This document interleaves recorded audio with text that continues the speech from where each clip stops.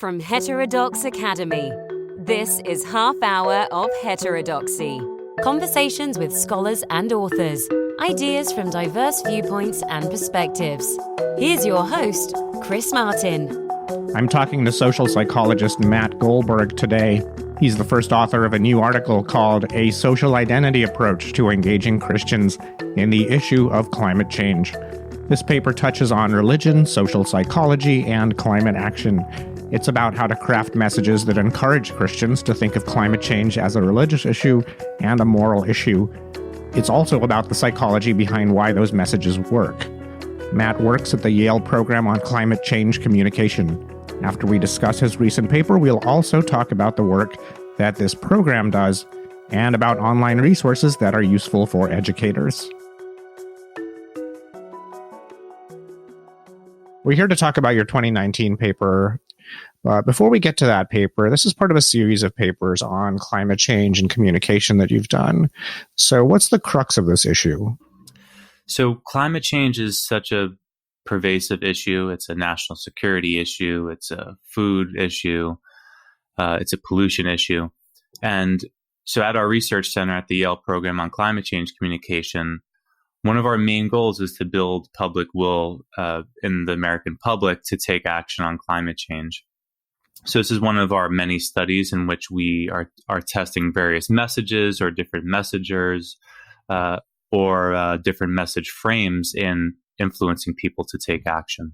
And this is a set of two studies in this paper. So let's start by study one. What motivated that study and what did you do there? So this comes out of our Climate Change in the American Mind surveys that we conduct twice a year since 2008. And we saw Christians as an untapped audience. And because they take up 70% of the population and have a huge influence on our politics, we saw them as largely untapped because there aren't clear religious messengers out there that people could easily bring to mind.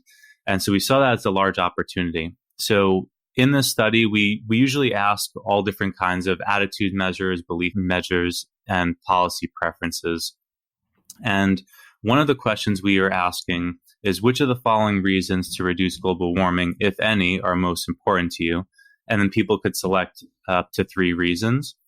And we created this long list that included items like provide a better life for our children and grandchildren, improve people's health, protect God's creation is the one that we were interested in.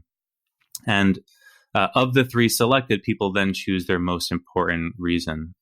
And so I was interested in this because I went into the study looking at, well, are there religious or moral angles to this issue that we can tap into and to engage Christians in the issue of climate change?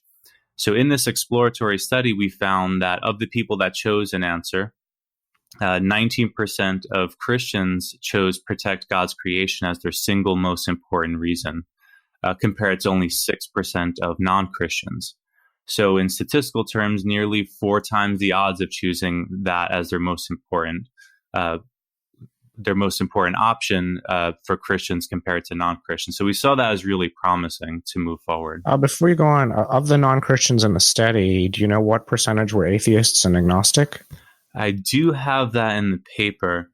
So they are nationally representative, so they would pretty closely mirror the U.S. population. But well, more broadly, so you had a pretty large percentage of Jewish and Muslim respondents too, correct?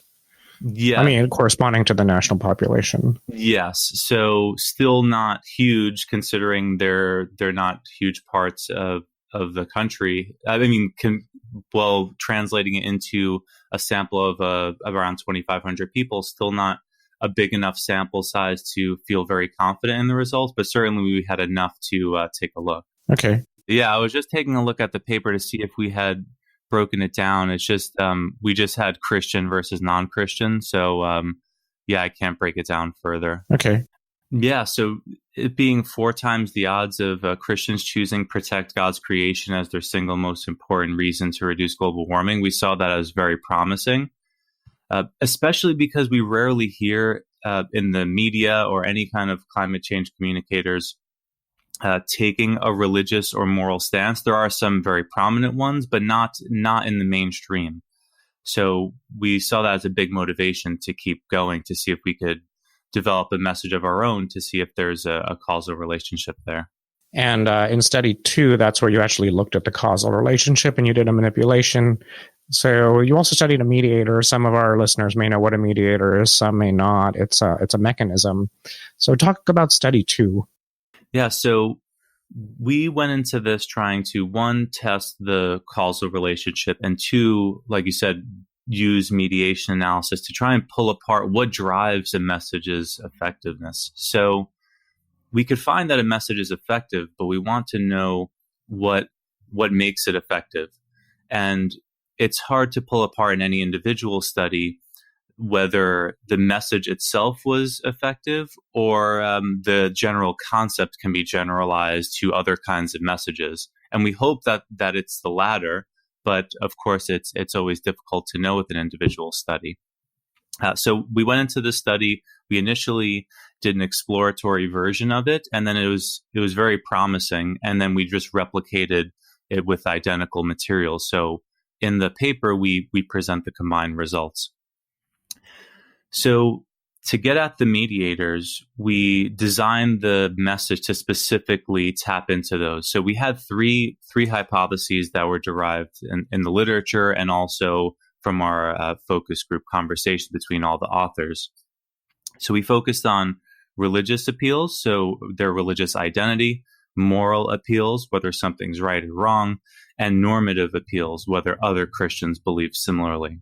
On the religious identity, the second author of your paper is an evangelical Christian, and he helped with that part, correct? Yeah, he had grown up in an evangelical household, and he was able to test the message to his family, and it was super helpful because you're walking this fine line of potentially pandering versus hitting the right chord. So we were able to test this with family members, and he was incredibly helpful.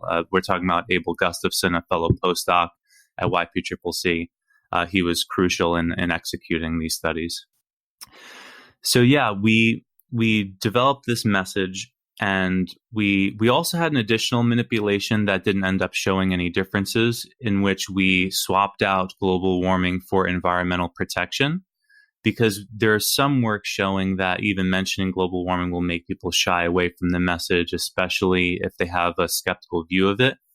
But surprisingly, the message worked similarly regardless of whether we used environmental protection or global warming. So that's promising for the success of the message. So we eventually collapsed across those two treatments because they didn't show any difference. And so we compared that to a control condition. And we examined whether the message moved the mediators, so whether people saw climate change as a religious issue, as a moral issue, or an issue that other Christians care about. And before we jump to the mediators, I'd like to mention the treatment you used, which is based on the parable of the talents. And this is a parable told by Jesus. It's in the Gospels. And it's a story of a master who gives talents to various servants. Some of them do nothing with those talents. Some of them do nothing with those talents. Some of them use those talents wisely. And when the master returns, he praises the ones who use them wisely and condemns those who did not. And based on that, you developed this passage, this experimental treatment, which is a verbal passage that participants read. And I'm just going to read this out so listeners can understand what this says. Man was created in God's image, which separates humans from the rest of creation. Genesis 1, 26-27, Psalms 139, 13-16. But this unique status includes a special responsibility. God made humans responsible for taking care of his creation. For example, the parable of the talents, Matthew 25, teaches us that when God entrusts things to us, he wants us to nourish and care for them, not ignore or degrade them. As Christians, it is our responsibility to be good stewards of God's creation. God told Adam and Eve to cultivate and keep the garden, Genesis 2:15.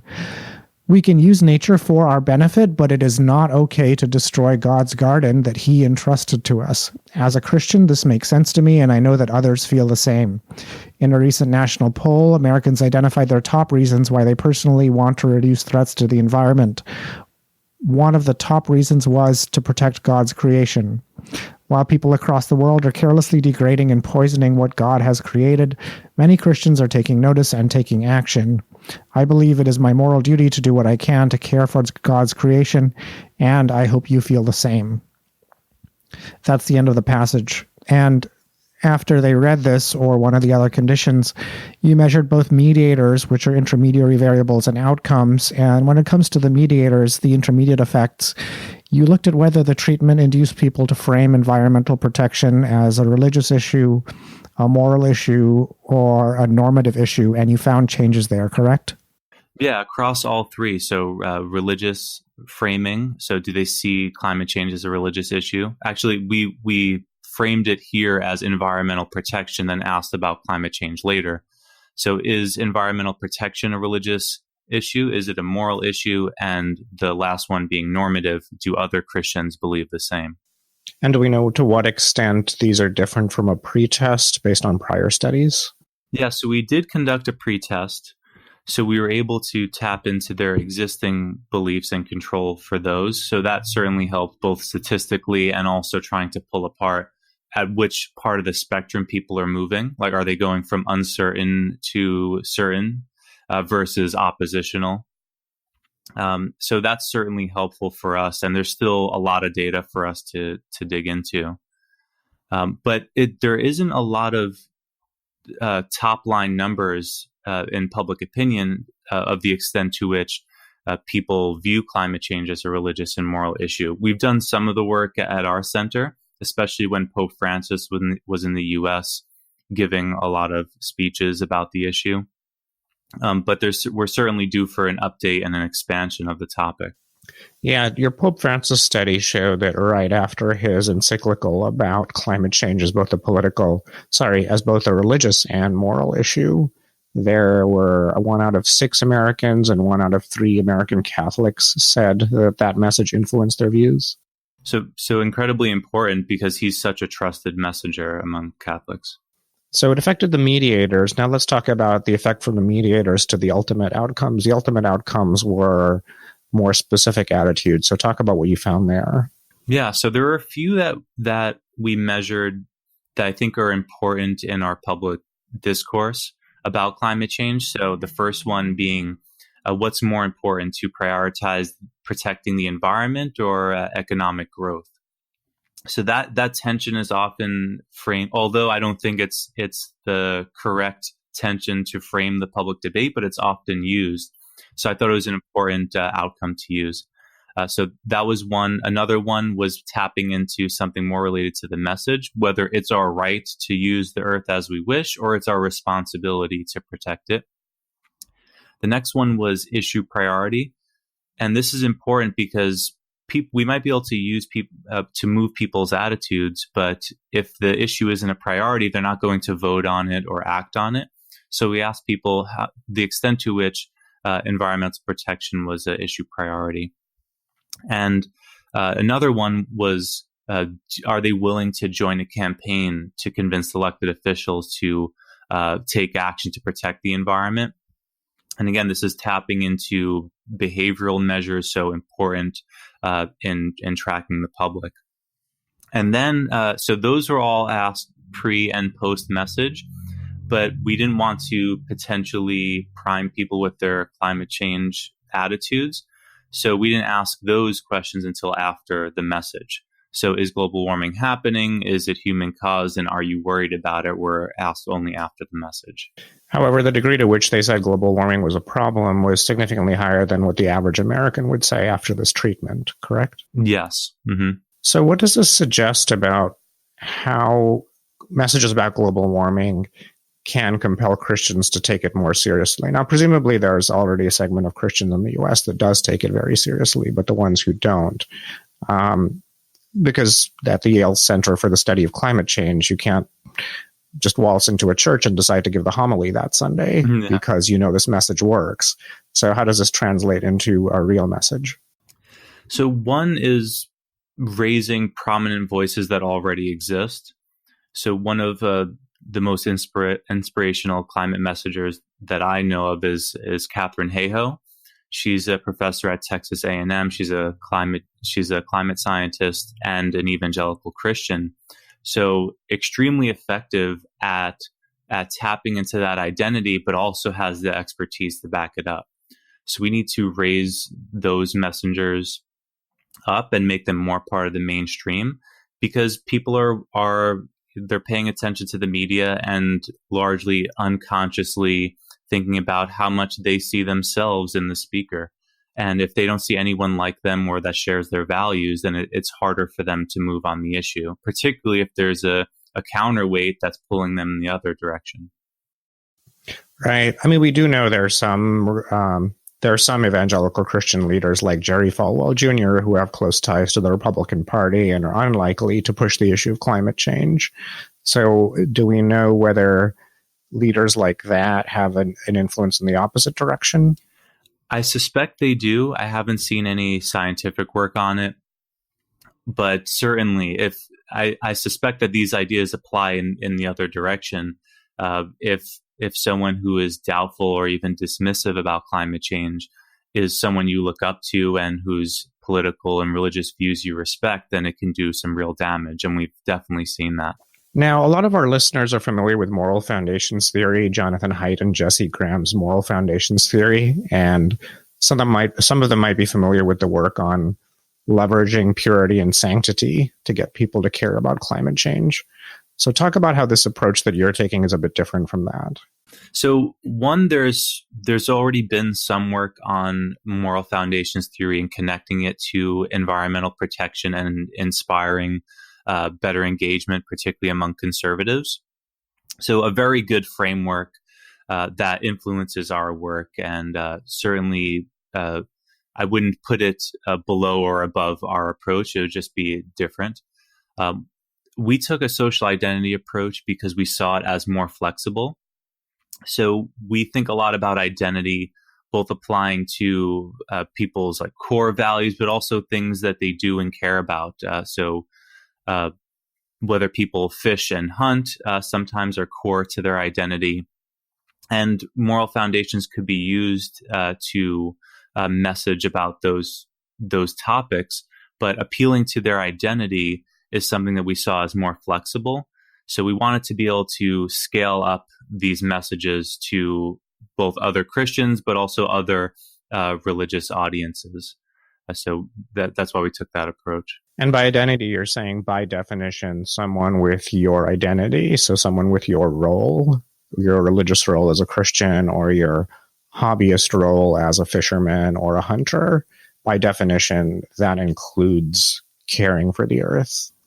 Yes, and that's something that we're trying to do with our messages, where we build it in as something inherent in it. Sometimes it's not so obvious, and sometimes there's a clear connection there where, like for fishermen, we can make that connection for them if they're not already seeing it. So are there other people at your center who are specifically doing work on hunters and fishermen or other identities of that sort right now? Yeah, we have a paper under review now, and this is led by Abel Gustafson, where we tested a message by a fisherman named Richard Mode. This came out of so we also have a radio program called the Yale Climate Connections. And one of the stories was about Richard Mode, a fisherman who is expressing his sadness for not being able to fish the way he did with, I think, his grandfather. And he's seeing the fish disappear before his eyes year after year. And we initially tested this message a couple years ago, and then we did a replication and extension of it this year. And the paper Abel's leading, it lays out all the different reasons why this is a potentially an effective message. One, because it harnesses the effect of emotion.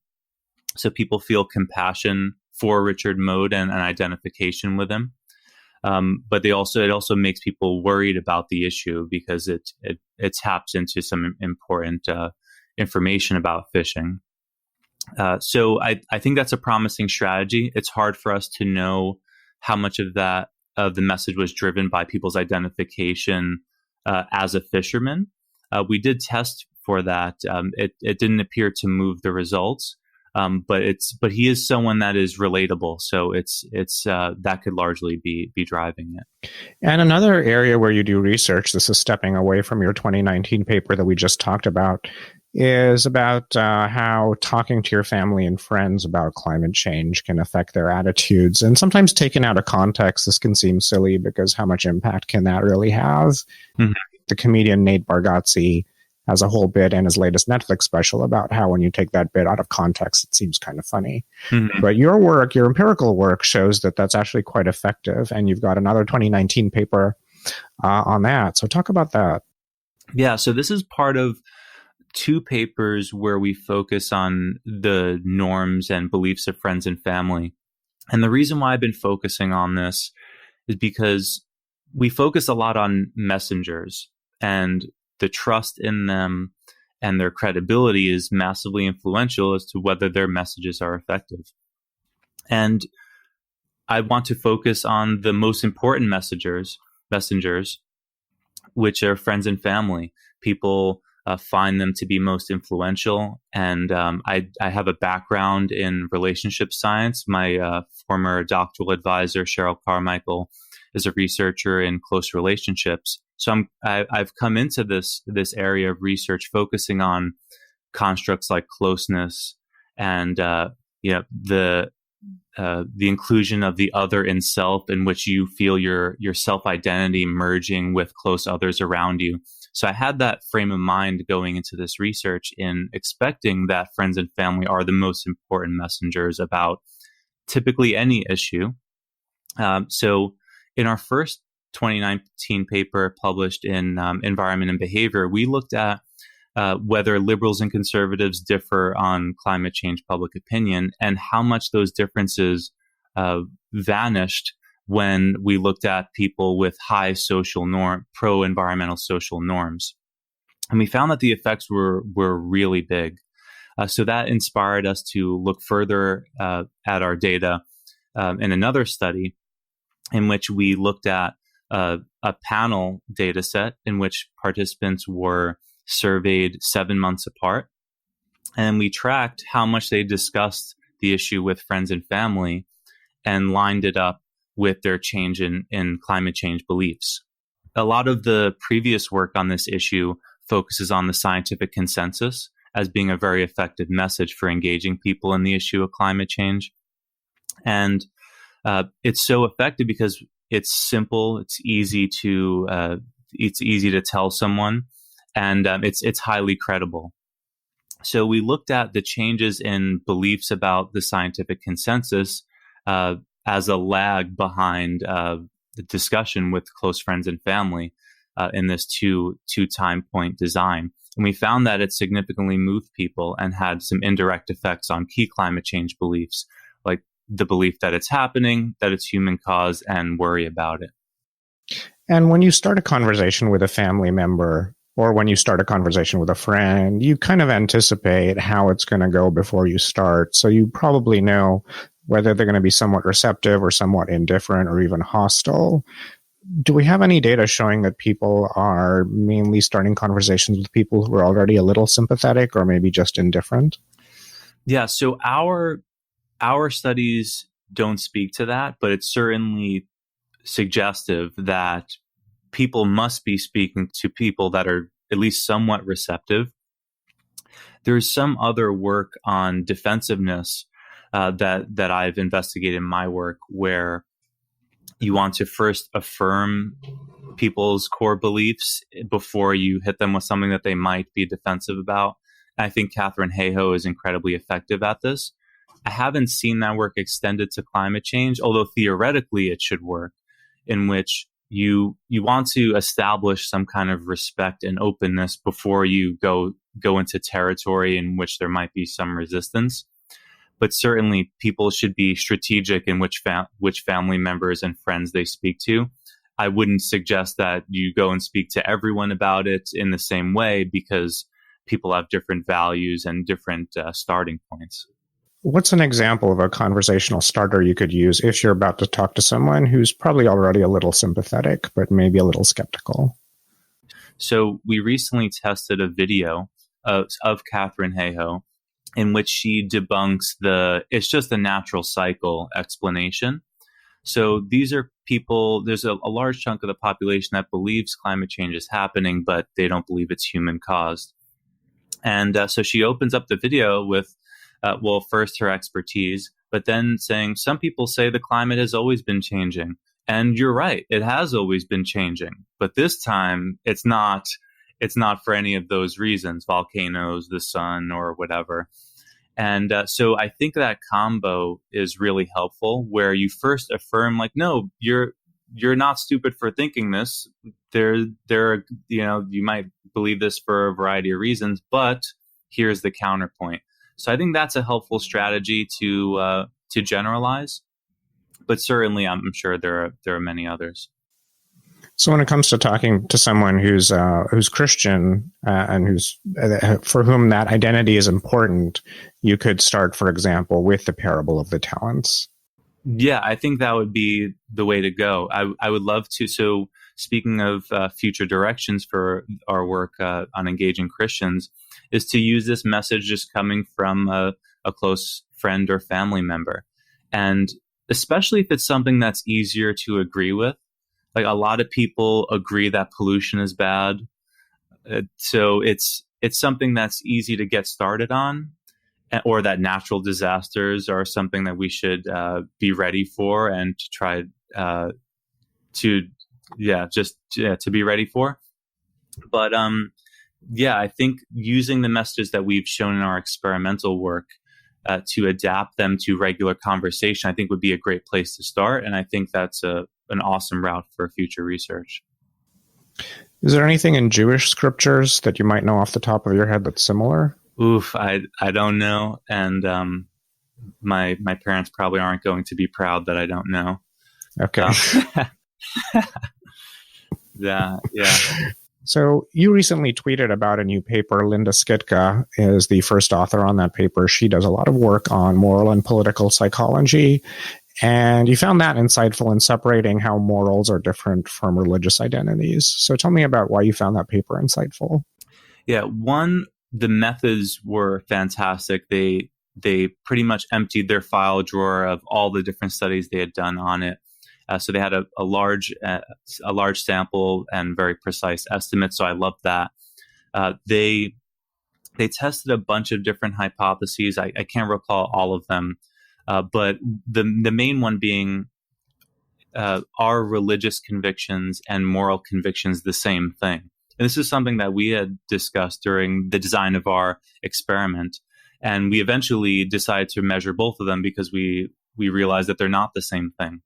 And what Skitka and her colleagues found is that they're largely independent constructs, where religious convictions are more rooted in like a respect for authority. So I would wrap in social identity there. So if you're Christian, that's part of your religious identity. That doesn't necessarily guide you as to what's right and wrong, because sometimes it's just following the group or because of normative pressures. But moral convictions are more about what's right and wrong. And they don't draw on Haidt's work there, but it's kind of implicit, in which it's about care and harm, but also right and wrong is built into feelings of impurity and sanctity. So now let's talk about the Yale Center where you're employed. You're one of many people doing research there. And one of the things you do is provide resources to educators, both school level and higher education level. So talk about some of the resources that people can find on your website. Yeah, so the website is climatecommunication.yale.edu. So one of the most useful resources there is the Yale Climate Opinion Maps. So that's where we use downscaling techniques in which we collect a lot of data in order to estimate people's public opinion across the U.S. all the way down to the congressional district. And that's incredibly useful to give to legislators, to advocates, and to educators to show the diversity of public opinion in the U.S. and how heterogeneous we really are. Even just congressional districts that are next to each other or going from state to state, you could see really big shifts, and they speak to potential cultural effects or effects from elite cues, depending on who's in office.